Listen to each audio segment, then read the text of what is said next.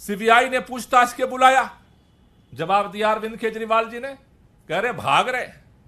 अरविंद केजरीवाल जी ने सीबीआई के सारे सवालों का सुबह से शाम तक जवाब दिया था, लेकिन आपके षड्यंत्रों का भी जब यह समझ में आ रहा है कि यह एजेंसी का मसला नहीं है, यह भारतीय जनता पार्टी का षड्यंत्र है कि अरविंद केजरीवाल को आगामी विधानसभा चुनाव में कहीं जाने न दिया जाए, तो आप षड्यंत्र करोगे और सारे लोग उसको कानून मान करके फॉलो करते रहे। आपसे कोई सवाल नहीं करेगा।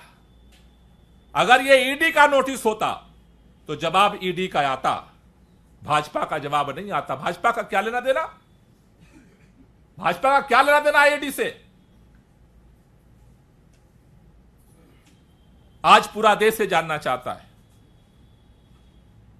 पूरे देश में यह सवाल पैदा हो रहा है कि एक राजनीतिक षड्यंत्र के तहत दिल्ली के अंदर आम आदमी पार्टी को खत्म करने की साजिश हो रही है और उसके लिए भारतीय जनता पार्टी सरकारी एजेंसियों का खुलेआम दुरुपयोग कर रही है।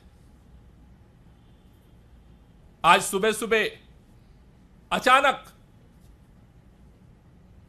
हमारे मंत्री राजकुमार आनंद के यहां छापा पड़ गया। न कोई नोटिस, न कोई मुकदमा, न कोई केस, न कोई बात, अचानक सुबह सुबह छापा पड़ गया। क्या करना चाह रहे हो इस देश के अंदर?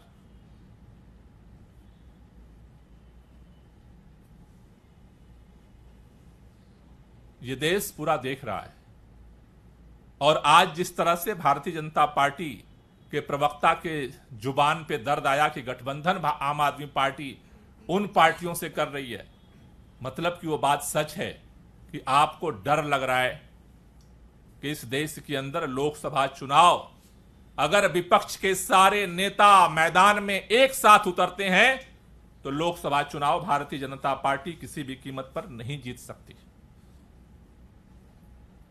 और उसकी वजह से आप एक एक करके सारे कानून की, सारे नियमों की, सारी मर्यादाओं की धज्जियां उड़ाते हुए आप सारे एजेंसियों को अपनी कठपुतली बना करके इस देश के अंदर लोकतंत्र की हत्या करने पर उतारू हो गए हो। यह देश के अंदर नहीं चलने वाला है। देश ये बर्दाश्त करता है, लेकिन अगर इंतहा हो जाए तो उसका जवाब भी देता है।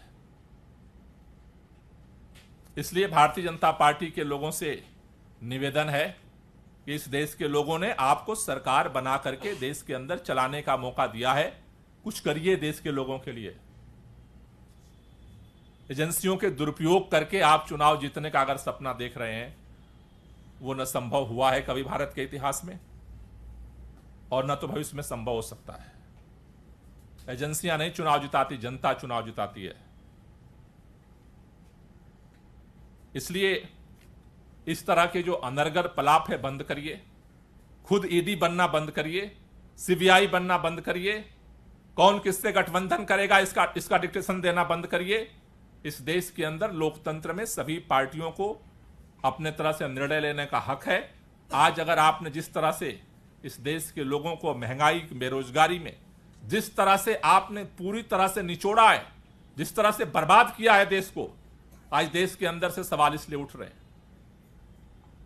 इसलिए अगर आप ये सोचते हो कि ईडी के दम पर सभी विपक्ष के नेताओं को हम जेल में डाल करके आवाज बंद कर देंगे, वो संभव नहीं होने वाला है।